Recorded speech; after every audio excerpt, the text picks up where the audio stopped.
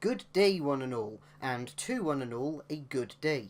My name is Lewis, also known as Speedy, welcoming you to round 3 of the Forgotten Muscle Championship. In round 2, the Dodge Coronet Super B proved that it was still the fastest car that we had seen thus far. Not by a huge amount, however. More like 0.2 of a second over what I said the last time, which was about 1/8 of a second. It's more along the lines of 0.2 of a second. So, it's more than safe to say that the competition is relatively fierce.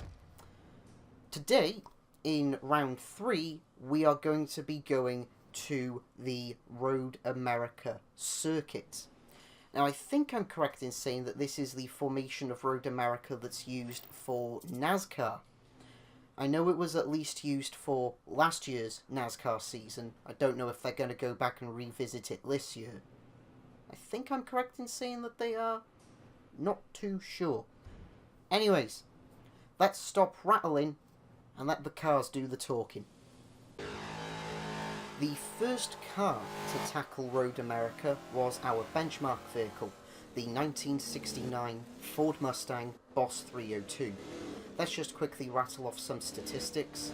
290 brake horsepower, 290 foot-pounds of torque, 3,250 pounds in weight.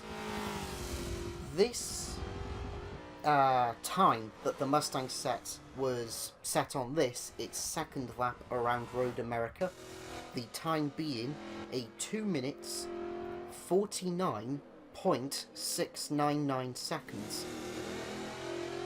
I couldn't tell you for neither love or money if that's a good benchmark time around Road America, but the car was pretty fun to drive around here, all except for this upcoming left-hander, where under braking at about, 120, 130 miles per hour, I had to brake hard as well as downshift from 4th through 3rd into 2nd to complete this left-hander, and as you'll see under braking, the back end tried to step out.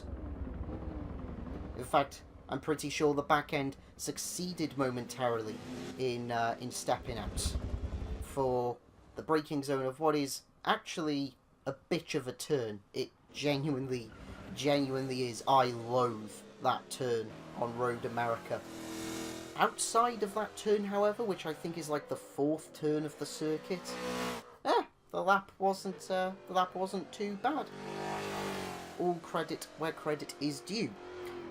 Speaking of giving credit, however, let's move on to what this championship is all about, which is the Forgotten Muscle.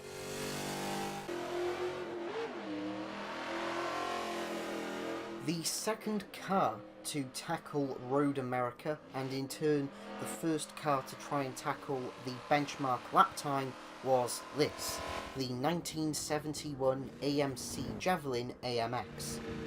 330 brake horsepower, 430 foot-pounds of torque, 3,445 pounds in weight. Oh, this car. This effing car, I'm telling you, was appalling around this track. As you can hear, maybe, I was buzzing the rev limiter down the home stretch towards turn 1. This was the car's 3rd lap, by the way.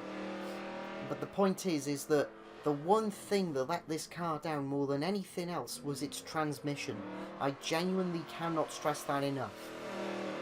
Because of how the transmission of this car is geared, it only has a red line of 5,000 RPM and a rev limiter of 6,000 RPM. That's not good enough. This car needed longer gearing. I have no clue what AMC were thinking when they engineered this gearbox. That said, the AMC Javelin AMX had a time of 2 minutes 49.699 seconds to beat. The Javelin did it in a time of 2 minutes 47.258 seconds, which by my mathematics is a split of 2.441 seconds. Nearly 2.5 seconds faster than the Boss 302 Mustang. Not bad for a car that handled like a boat around Maple Valley. Let's move on to the next car, which is the Buick GSX. It's more than safe to say that this next lap is going to be interesting, given the transmission of the Buick.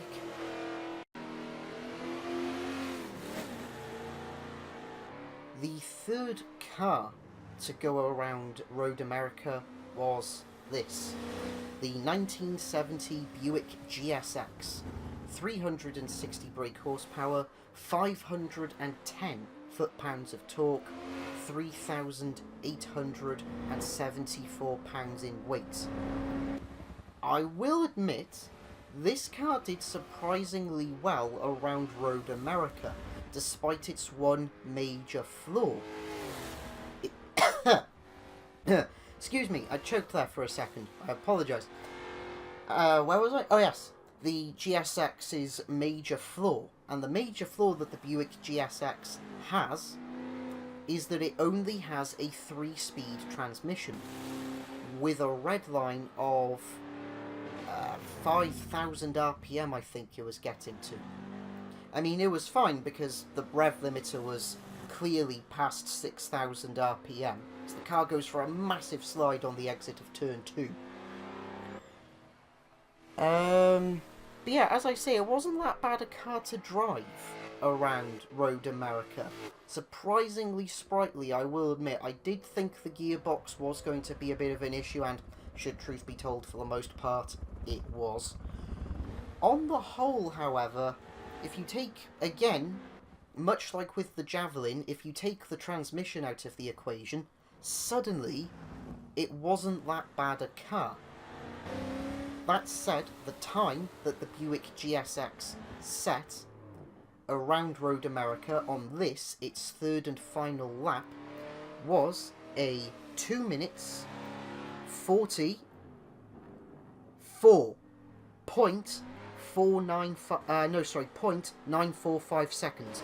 2 minutes 44.945 seconds, which makes it, by my calculations, 2.697 seconds faster than the AMC Javelin. A near 2.7 second split between a boat and a car that has a 3-speed transmission. You've got to say it, that's bloody impressive. Let's move on to the next car. The fourth car to have its crack of the whip around Road America was, well, the reigning champion, so to speak, the 1970 Dodge Coronet Super B. 425 brake horsepower, 490 foot-pounds of torque, 3,420 pounds in weight. This car was it was okay, I suppose, around Road America. I don't really know how else to describe it other than that. Second gear through the first section of the track was definitely my friend for the first half of this track. It was second gear through the first 2 turns. Second gear on that left-hander approaching the Corvette bridge, and so on and so forth, until that, I don't really know what it is, it's like a sort of elongated hairpin turn, in which case then third gear is your best friend for that turn. I was really scared as well that the back end would step out under braking for this turn. It did, as you all saw, but not as much as I thought it would.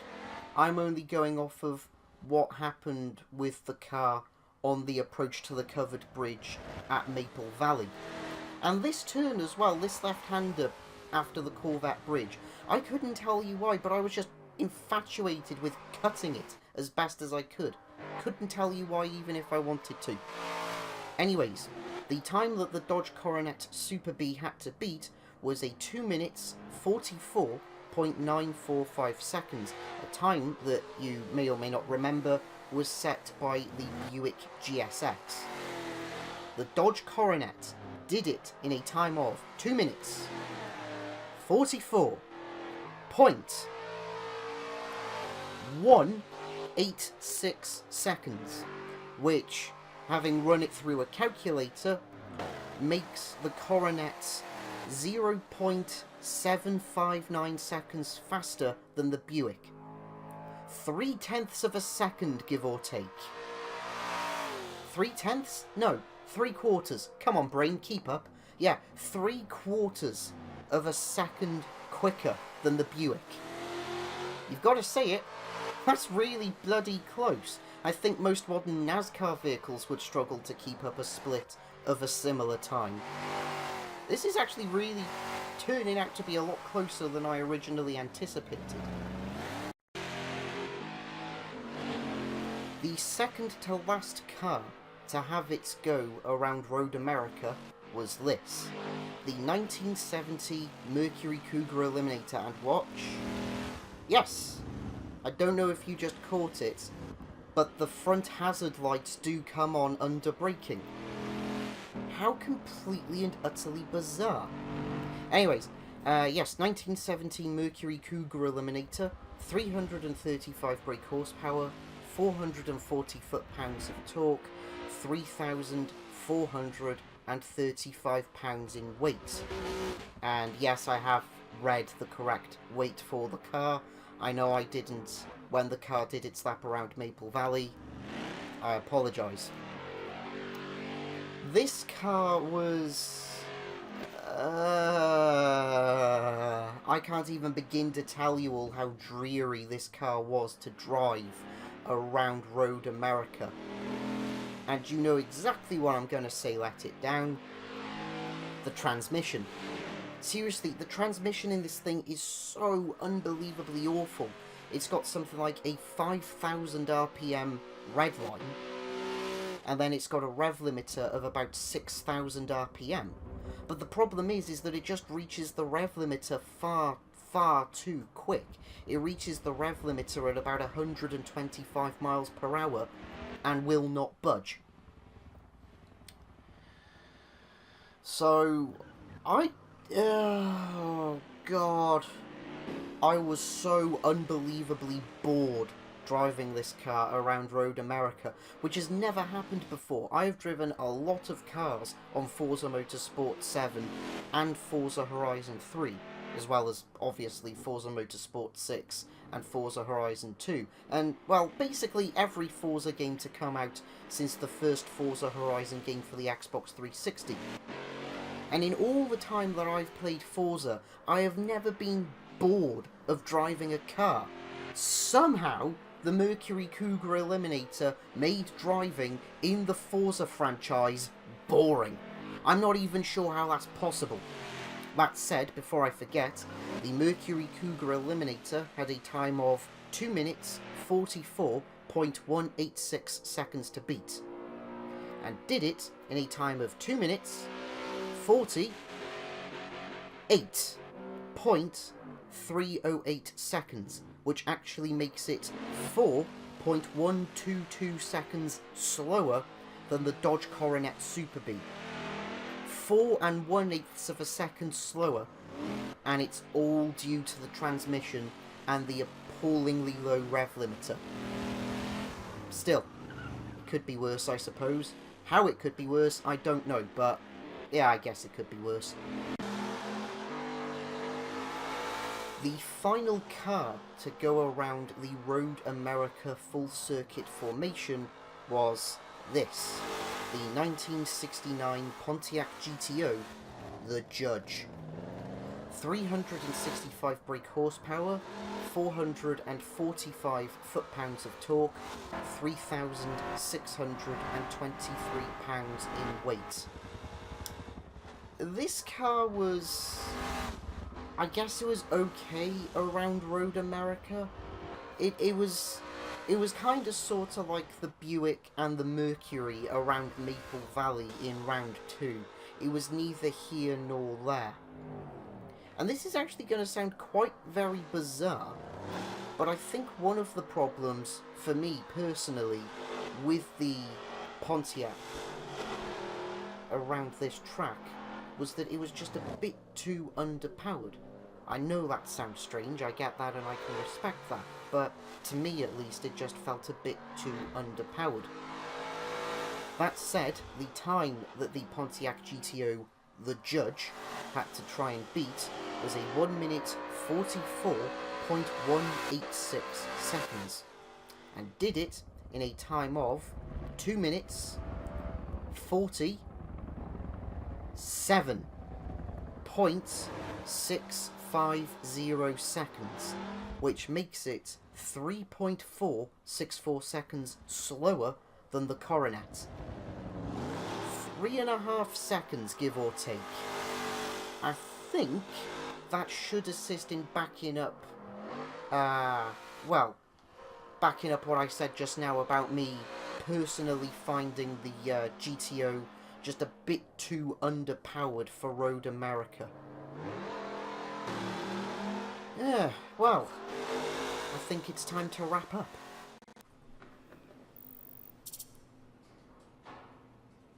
And so there it is, folks. Round 3 of the Forgotten Muscle Championship over and done with. Once again, the 1970 Dodge Coronet Super B proved to be victorious.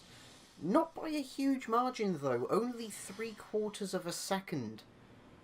Give or take the additional 9,000th of a second at the end of that. As I said during round 2 of the Forgotten Muscle Championship, nobody said that this was going to be easy on the Dodge Coronet, but it looks like it's still leading the Forgotten Muscle Championship 3 victories to 0. Should be interesting what the 4th round brings us. Speaking of the 4th round, round 4 of the Forgotten Muscle Championship sees us at the Sonoma Grand Prix circuit, which I think they've used for NASCAR before now. I'll get back to you on that. But yes, holy cow. We are about to start the second to last round of the Forgotten Muscle Championship. Where's the week gone?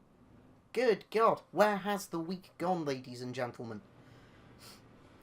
That said, however, I think I'm going to stop rambling and let you all continue with your day. So, thank you all so much for watching round 3 of the Forgotten Muscle Championship. If you have enjoyed what you've seen, maybe throw us a subscribe. If you do subscribe, first off, thank you. Second, please do make sure to click the little bell icon next to the subscribe button so that you stay up to date with all the uploads of both this channel and my gaming channel, which the Forgotten Muscle Championship has also been going to. For those of you who are watching, let me try that again. Take 2. For those of you who are watching on the gaming channel, hello! Thank you so much for on this pokey little gaming channel run by a early 20s something from Cardiff. Thank you. It means the world. It honestly does. It means the world to me that both channels are getting acknowledgement. So, yeah. As always, however, as I was saying, if you have liked what you've seen, please do make sure to subscribe. As I say, if you do subscribe, first off, thank you. And second, please do make sure to click that little bell icon so you stay up to date with all the channel uploads. If you've also liked what you've seen here, maybe throw us a like, share the video with a couple of your friends, maybe even go down into the comments below to discuss what you think of the selection of vehicles chosen to participate in the Forgotten Muscle Championship. That said, guys, thank you all so much for sticking around for this 3rd round of the Forgotten Muscle Championship. My name is Lewis, also known as Speedy, and until round 4, take care, guys. Take care.